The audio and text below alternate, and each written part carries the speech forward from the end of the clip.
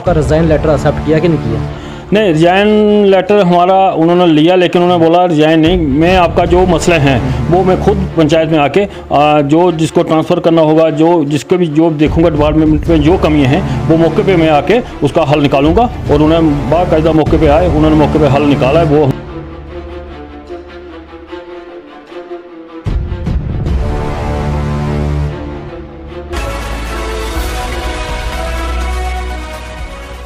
नमस्कार, मैं हूं बलवीर सिंह और आप देख रहे हैं जेके एक्सप्रेस। हमारे साथ खास बातचीत करने के लिए आज नायब सरपंच सलाल कोटली पंचायत के राजेंद्र सिंह जी हैं।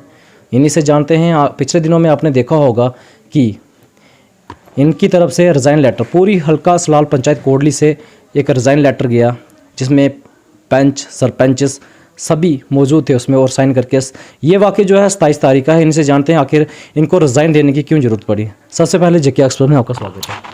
शुक्रिया बलवीर जी, जेके एक्सप्रेस का मैं धन्यवाद करता हूं, जिन्होंने अपना कीमती समय निकाल के आज हमारे पास आए और जो हमारी पंचायत की मुश्किलात हैं उनके बारे में जानने के लिए मैं आपका बहुत आभारी हूँ।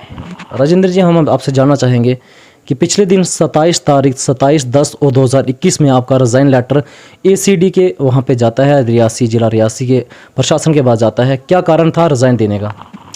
देखिए, ये हमारा पंचायत की डेवलपमेंट के बारे में था, क्योंकि हमारा कुछ जो स्टाफ था ब्लॉक का, वो उनका कोई आपस में तालमेल नहीं था, जिसकी वजह से हमारे काम जो है वो बहुत देर से रुके हुए थे। लेकिन पिछले दिनों हम BDO साहब के पास गए थे, उन्होंने बोला आपकी पंचायत अभी कोई ऑनलाइन चल रही, जो 5 साल का प्लान बनता है। तो कुछ रुकावटें उस टाइम की थी, चलो पिछली हम मान लेते हैं, चलो हमारा जो अब 2-2.5 साल का पीरियड हो चुका है, तो उसमें कोविड की वजह से चलो काम हमारे थोड़े कम चलते रहे।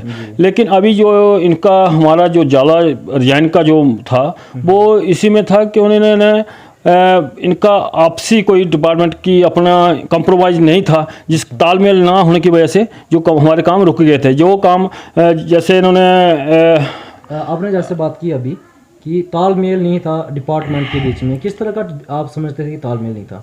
जैसे जियो टैग करना होता है, शीटें GRS इनकी निकालती है शीटें, ग्राम सेवक का काम अलग होता है, वो पेमेंटेड डालता है, BDO का काम अलग होता है। इनका आपस में तालमेल ना होने की वजह से पंचायत का काम पूरा का पूरा रुक जाता है। उस वजह से इनका आपस में तालमेल ना होने की वजह से जो हमारे काम बिल्कुल रुक गए थे। इसलिए हमारा जो ACD साहब से अपना रिजाइन लेटर जो हमने वो दिया कि हमारी पिछले उनके साथ 2-3 दिन पहले बात हुई, तो उन्होंने बोला हम कर देंगे। लेकिन ना इधर BDO ट्रांसफ़र हो गया था, BDO साहब नाज वाले थे, वो ट्रांसफ़र हो गए थे और उनका कोई भी जो काम इधर नहीं चल रहा था नाज, और ये पोस्ट खाली थी, नाज वाली पोस्ट बिल्कुल खाली थी।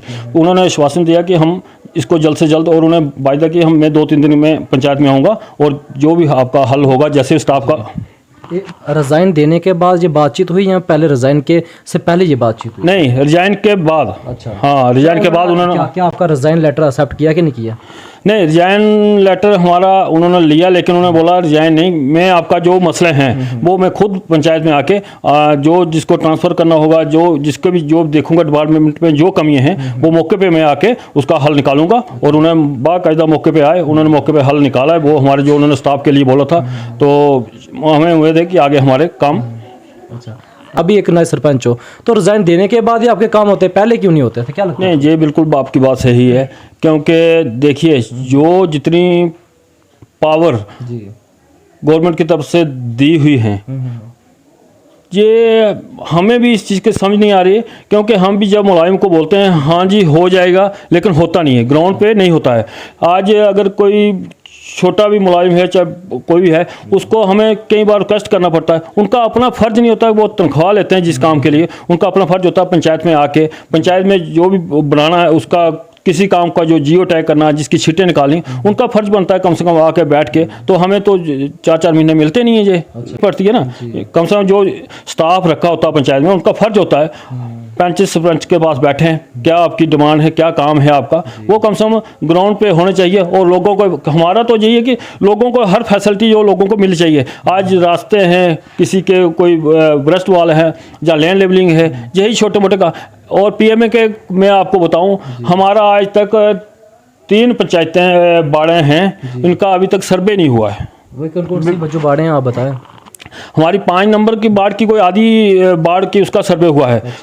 6 नंबर का बिल्कुल नहीं हुआ है। 7 नंबर का कोई सर्वे नहीं हुआ है। एक मकान ना आएगा तो ना, क्योंकि मेरी एसडी साहब से बात। आपकी कौन सी वार्ड है?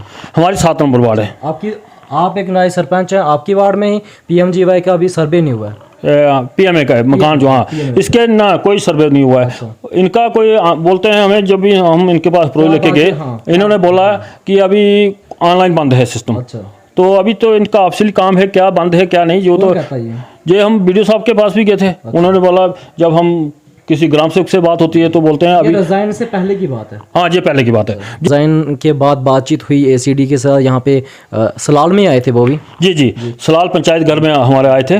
तो उन्होंने हमें आश्वासन दिया है कि आपका जो भी मसले हैं हो जाएगा। लेकिन मैं कल ही कहीं बैठा था तो मुझे मैसेज आ गया था अपने जीआरएस का और ग्राम सेवकों का भी मैसेज आ गया था। जो हमारे काम अप्रूवल हुए हैं उनकी लिस्ट आ गई है। वो शायद उसका कुछ एक्शन हुआ है और शायद जल्दी ग्राउंड पे काम शुरू हो जाए। क्या लगता है कि अगर काम नहीं होंगे तो ये रिजाइन लेटर फिर से जाएगा कि नहीं जाएगा? हाँ, काम नहीं होगा तो देखिए, हमें ये ओहदेदारी जो हमें बैठ जनप्रतिनिधि हो, क्योंकि बिल्कुल लोग, मैं आपको बताऊं, लोग हमें बार बार पूछते हैं भाई मेरा ये काम क्यों नहीं हुआ। हम क्या बताएं, हम उनको नहीं पता है हम खुद कितने परेशान हैं। हम ऑफिस में जाके अपनी इतनी मुश्किलात बताते हैं भाई, क्या लोग तो आ जाते हैं हमें आके हमारे ऊपर ऐसे बोलते हैं भाई आपको हमने वोट दिए हैं, आप हमारा काम करो। लेकिन काम आप बताइए हमें, क्योंकि ऑनलाइन उन्होंने करना है, हमने सारी लिस्ट बना के देना उन्होंने, बाकी तो काम तो उन्होंने करना है ना। वो आए हमारे पास, हम पंचायत घर में बैठे हैं, हमारे डिपार्टमेंट के जो बंदे बैठे हैं, हमें जो भी काम आते हैं जैसे भी आता है तो उसको ऑनलाइन करके दें तो हम काम शुरू करते हैं। आपने कुछ वायदे किए थे जीतने से, क्योंकि एक इलेक्टर जब पर्सन होता है, जब इलेक्शन लड़नी पड़ती है तो घर घर जाके ये बताना पड़ता है कि हम ये काम करेंगे, ये काम करेंगे। आपने इन जो समय अभी तक बिताया है इसमें कौन कौन से काम करवाए हैं? क्या इलेक्शन जब रिजाइन के बाद काम होंगे या पहले कौन कौन से आपने काम कर दिए जो वायदे किए थे लोगों से? नहीं, देखिए, जो हमने वायदे किए थे तो वो तो देखिए, हमें ऐसे फंड्स कोई ऊपर से नहीं आए कोई, जिसे हम हर लोगों को, हमने तो वायदे बहुत किए हैं। लेकिन हमें उस वक्त ऐसी उम्मीद थी कि हमारे पास इतने फंड्स आएंगे और हम हर जो हमारे हर वार्ड में, हर मतलब पंचायत में पूरी, हम कम से कम अपनी तरफ से भी कोई ना कोई ऐसा काम करके दिखाएं कि जिसमें लोग खुश रहें। लेकिन अभी हमारे पास ऐसी कोई फंड्स ऐसा इतना नहीं आ रहा है जिसकी वजह से हर काम हो सके। जो दमन कोट है वहाँ पे आपने एक वायदा किया था कि हम यहाँ पे एक पब्लिक जो है वॉशरूम की तरह बनाएंगे, जिसमें जितनी भी महिलाएं या फिर यहाँ के स्थानीय लोग हैं जो यहाँ पे आते हैं तो उनको तकरीबन कहीं ना कहीं और ना भटकना पड़े और आपका यहाँ पे बाथरूम बन जाए। क्या वो बन पाएगा कि नहीं बन पाएगा? बहुत अच्छा आपने ये क्वेश्चन पूछा है। इसके लिए मैं आपको बता दूं, मैं जब ये नायब सरपंच नहीं बना था ना, तब भी मेरी कोशिश थी। तो इसके बनने के बाद मेरी 2 बार मैं ऑफिस में अपने डीपीडीओ उधर गया तो वहाँ नहीं मिल सके। मैंने बोला मुझे कम से कम हमारा ये छोटा गांव का छोटा शहर, छोटी अपना वो है, अपने दुकानें हैं हमारी, अच्छी मार्केट है, इधर गाड़ियाँ आती हैं, दुकानें हैं, लोग आते रहते हैं। हमारे पास बैंक है, नियाबत है, हाई सेकेंडरी स्कूल है, हॉस्पिटल है।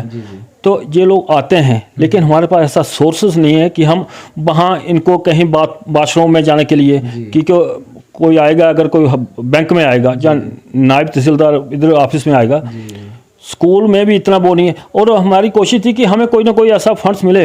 लेकिन मैं आपको बता दूं, मेरे पिछले हफ्ते ही हमारा एक रिलेटिव केस अफसर है जम्मू में, मेरी बात हुई तो मैं पिछले हफ्ते ही डीपीडीओ के साहब को उन्होंने बोला तो उधर जाना, तो उन्होंने एक लेटर मुझे भेजा था और मैं लेके गया था। उन्होंने बोला हमारी प्लान है जो आपका जो इधर टाउन में है, जो अपना मार्केट में है, आपको एक हम इसका कम्प्लेक्स दे दो, आपको एक कम्प्लेक्स दे, टॉयलेट और बाथरूम, उसका दोनों का हम एक कम्प्लेक्स आपको दे देंगे। ये उन्होंने विश्वास के साथ कहा है और मुझे विश्वास है ये बहुत जल्द इसको मैं लगता है इसी महीने या फिर अगले महीने काम शुरू नहीं, महीने की नहीं, क्योंकि गवर्नमेंट के काम होते हैं। अगर मैं पर्सनल लगाना हो तो मैं शायद उसको 20 या 1 महीने के अंदर आप कोशिश करेंगे, क्या पता जल्दी हो जाए। हाँ, लेकिन कोशिश है हमारी कि 1-2 महीने के अंदर अंदर ये बन जाएगा। यहाँ पे नायब तहसीलदार यहाँ पे बैठते हैं, क्या उनकी विल्डी का अरेंजमेंट आप कर रहे हैं या फिर उसकी मांग उठाई है कि नहीं उठाई है? नहीं, ये हमने ऑब्वियसली इनको 3-4 बार हमने ऊपर अपने एसीआर साहब को भी बोला है, तहसीलदार साहब को भी हमने 3-4 दफ़ा हम गए इनके पास, क्योंकि हमारे पास लैंड है जी। तो आप कम से कम जो प्राइवेट बिल्डिंग नहीं, हमें कम से कम अपनी सरकारी एक लैंड अपनी बिल्डिंग होनी चाहिए, पंचायत इसकी रेवेन्यू की नियामत की बिल्डिंग। लेकिन अब ये बोलते हैं अभी तक कोई ऊपर से हमें कोई ऐसा नहीं आया है जिसके निशानदेही हम लोकेशन उसकी कर दें बिल्डिंग की, और पैसा अभी तक फंड्स नहीं आए। इसका कोई एक अलग फंड्स होता है अपनी। क्या इसकी आप मांग करेंगे? नहीं, बिल्कुल मांग करूंगा। मैं एडमिनिस्ट्रेशन से, डीसी साहब से और एससीआर से रिक्वेस्ट करूंगा कि ये बिल्डिंग जो नियामत की ये जल्द से जल्द बननी चाहिए और लोगों को इसका बेनिफिट मिलना चाहिए। में ये रेत जो माइनिंग हो रही है ये सलाल पंचायत हल्का कोटली में ही हो रही है, तो क्या सलाल पंचायत हल्का कोटली में क्या इसका जो प्रॉफिट मिल रहा है जो प्रॉफिट मिलना चाहिए था? जी देखिए, ये बिल्कुल आपने सही फरमाया है जी। इसका अभी हमारा जो इन्होंने जो ठेकेदार हैं, रेत के कंट्रैक्टर हैं, इन्होंने हमसे वादा किया है कि हम जो हमारे विडोज हैं, बीपीएल हैं या अदर लोग हैं, जो इनकम सोर्स लोग हैं उनको 50% और जो बीपीएल कैटेगरी या कोई विडोज वगैरह है उनको फ्री ऑफ कास्ट में वो लोडिंग करके देंगे। सिर्फ हमारा गाड़ी का जो हमारा दोनों पंचायतों में जाएगा। ये हमारा ऐसा है तो ये एक हिमना है, एक कंथानी सलाल कोटली में ही है ये। तो ये पूरे हमारा विलेज को ये इसका ये सलाल बेनिफिट, कोटली पंचायत हाँ ये पूरा बेनिफिट उसको इसका हम प्रोसेसिंग जानना चाहेंगे, क्योंकि बहुत सारे हमारे जो दर्शक देख रहे हैं किस प्रकार से ये जो आपने उनसे जब बातचीत की तो ये फ़ायदे उन्होंने बोला हुआ है कि विडो या फिर जो बीपीएल राशन कार्ड वाले हैं या फिर जो इनकम सोर्सेज वाले लोग हैं उनको भी किस तरह से बेनिफिट मिलेगा, क्योंकि वो किस तरह से लेंगे, क्या प्रोसेसिंग है, ये पूरा क्लियर कट हमें बता दें। हाँ, इसका ऐसा है जैसे अभी कोई भी लोकल सरपंच हमारा लोकल होता है, जैसे वो देखेगा कि जैसे आपने बलवीर जी ने काम शुरू किया है इधर, ठीक है, तो आप जाएंगे उनके पास भी रिक्वेस्ट करेंगे सरपंच साहब मुझे ये मेरा आप बीपीएल है अगर, तो ये मैं मकान बना रहा हूँ, तो वो देखेंगे आप पक्का बना रहे हैं या इधर से कहीं और बिक्री कर रहे हैं। तो बिल्कुल इसका वो नहीं है क्योंकि इसका अच्छी तरह से इसका देख के, ठीक है, जो बंदा काम कर रहा है उसको वो एक सरपंच जो है अपनी उसमें करके स्टैंप लगा के, और उसके बाद आप सीधा जहाँ ठेकेदार के स्टैंड निकल रहा है उसको वो स्लिप देंगे, वो अपने पास रख लेगा। वो भी एडमिनिस्ट्रेशन को दिखाने के लिए मैं लोगों के लिए इतना कर रहा हूँ। अच्छा, तो इसमें कोई कमेटी वगैरह का कोई इशू तो नहीं है? सिर्फ सरपंच से साइन करवाओ, सीधा जाओ वहाँ से ले सकते हैं, या फिर बीच में कोई कमेटी नहीं है? फिलहाल तो अभी तो जो भी गाड़ियाँ आई हैं इधर से इन्होंने 30-40 गाड़ियाँ महलत दे दी हैं। तो अभी तो 40 जो अभी लोग हैं उनको ये मुनाफा हो चुका है। हाँ, कुछ फ्री ऑफ कास्ट दिए, कुछ इन्होंने हाफ रेट पे। अच्छा, तो ऐसी बात नहीं, पंचायत को बेनिफिट हो रहा है इसका, ऐसी बात नहीं है। अच्छा, कल दिवाली थी, आज भाई भोजन है, तो क्या कहेंगे उसके बारे में? मैं अपने सलाल वासियों को, अपने डिस्ट्रिक्ट रियासी वालों को और जम्मू कश्मीर को और पूरे हिंदुस्तान को अपनी तरफ से बहुत बहुत मुबारक देना चाहता हूँ कि ये दिन अच्छा खुशियों भरा रहे। इसी पंचायत में रहते हो और इसी पंचायत में इसी वार्ड में ये हाई सेकेंडरी स्कूल सलाल है, तो हमने देखा जब बिल्डिंग बन चुकी है तो यहाँ पे खेलने की जगह नहीं रही है, क्योंकि एक हाई सेकेंडरी स्कूल है। तो क्या कहेंगे, मांग करेंगे कि यहाँ पे जल्द से जल्द जो है प्ले ग्राउंड दी जाए? जी बलवीर जी, बहुत अच्छा आपने प्रश्न पूछा है। ये तो हमारे युवा जो हैं, बच्चे जो बढ़ते हैं, अगर उनको एक खेलने का स्थान मिल जाए तो वो अपना कम से ज़्यादा समय जो खेलने में लगाएंगे, ना कि और नशे की तरफ जाएंगे जहाँ और एक्टिविटी में ना रहेंगे। अगर हमारे पास ग्राउंड हो तो बच्चे आज नहीं, हमें बहुत देर से डिमांड करते हैं, लेकिन हमारे पास इतने को वो फंड्स वगैरह जो इतने नहीं हैं तो जो ये बन सके। लेकिन मेरी एडमिनिस्ट्रेशन यही डिमांड रहेगी कि हमारी पंचायत की जो ग्राउंड और बच्चों की फैसिलिटी के लिए ये ग्राउंडें बहुत ही ज़रूरी है, चाहे वो वॉलीबॉल हो, चाहे क्रिकेट हो, चाहे बैडमिंटन हो, किसी के लिए भी ये बहुत ही जरूरी है। मेरी एडमिनिस्ट्रेशन से यही डिमांड रहेगी कि ये जल्द से जल्द कोटली पंचायत में इसकी ग्राउंड बननी चाहिए। ठीक है, शुक्रिया हमारे से बातचीत करने के लिए। थैंक यू बलवीर जी। आपको बताते चलें, इन्होंने साफ तौर से कह दिया कि विडो और बीपीएल हैं उनको फ्री ऑफ कॉस्ट वहाँ से रेत मिलेगा भरपाई करके, उसके बाद जो है टेम्पर या टिप्पर का खर्चा वो खुद उठाएंगे, और साथ में 50% उन लोगों को मिलेगा जो इनकम सोर्सेज वाले भी हैं जिनको नीड है। तो बाकी आपको ये बहुत जानकारी अच्छी लगी मेरे को सुन के कि नायब सरपंच और सरपंचों द्वारा जो है ये पहल की गई है कि जो हमारे सलाल कोटली पंचायत में लोगों को सुविधा मिलेगी। और हमने साफ तौर से बहुत सारे क्वेश्चन थे जो आम जनता के होते हैं वो हमने पूछे हैं, इन्होंने अच्छी तरह से जानकारी दी है। आशा करते हैं कि आपको भी ये सुनकर अच्छा लगेगा। फिलहाल इस खबर में इतना ही, हमें दीजिए अनुमति, धन्यवाद।